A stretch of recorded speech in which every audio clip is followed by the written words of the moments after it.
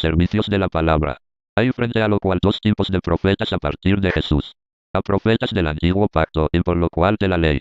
B. Profetas del nuevo pacto.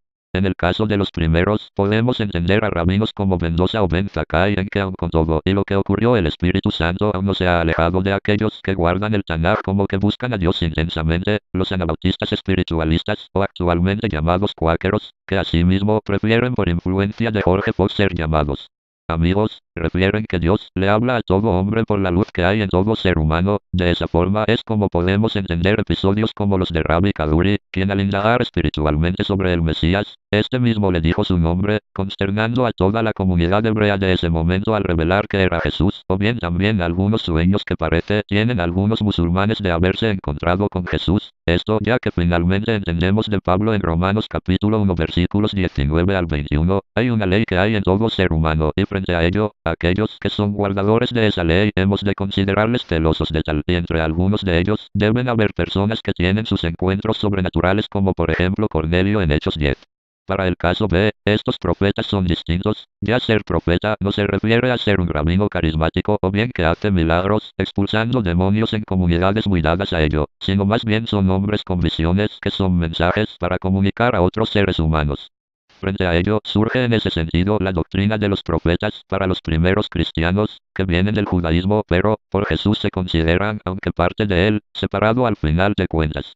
Para ello hemos de considerar que profetizar en sí es un don como Pedro hubiera señalado el día de Pentecostés relatado en Hechos 2, tal que en los versículos 17 al 18 dice: Sucederá que en los últimos días, dice Dios, derramaré mi espíritu sobre todo el género humano. Profetizarán sus hijos y sus hijas, los jóvenes tendrán visiones, y los ancianos tendrán sueños.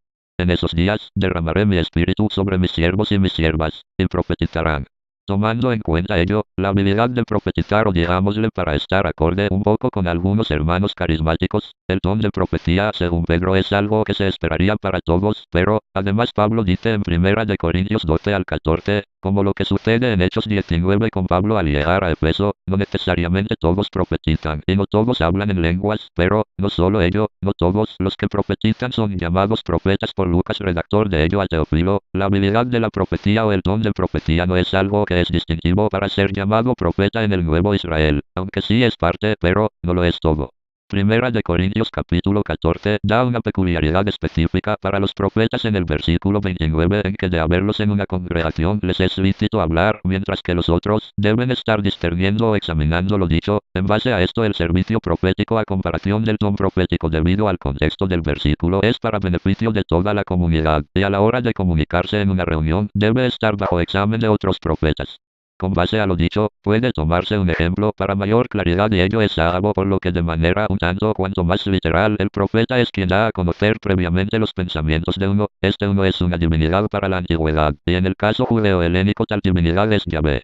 En el libro de Hechos Ágabo muestra las cualidades proféticas al anticipar hambre en el capítulo 11 versículo 28 y también al anticipar la captura de Pablo en Hechos 21 versículo 10. Pues, aunque con Jesús podría darse terminado el ministerio del profeta, observamos que Hechos 2 y Efesios 4 versículo 11 nos dan una continuidad de profetas, desde videntes hasta profetas diferentes. De lo que podemos observar por ejemplo de Hechos 11 y 21 que Ágabo siendo profeta tiene las siguientes características. Punto 1 es específico. Punto 2 no argumenta ello como resultado de un análisis lógico. Punto 3 no contraría lo dicho por Jesús, sino que lo que dice es consecuencia lógica del Evangelio. Punto 4 habla o expresa el pensar de Dios acerca de la posibilidad de persecución a Pablo. Lo dicho aún tendría que ver con el Juan de Apocalipsis, quien es llamado profeta en Apocalipsis 22 versículo 9, conforme a Apocalipsis 19 versículo 10. Siendo así habla inspirado por contacto con la revelación de Jesús acerca del reino consciente de la tensión que sufre su establecimiento con una comunidad consciente de que Jesús dijo en Mateo 24 que era necesario huir de la persecución, razón por la que con lo dicho por Ágabo la comunidad anima a Pablo a no ir a Jerusalén. Hechos capítulo 21 versículo 12.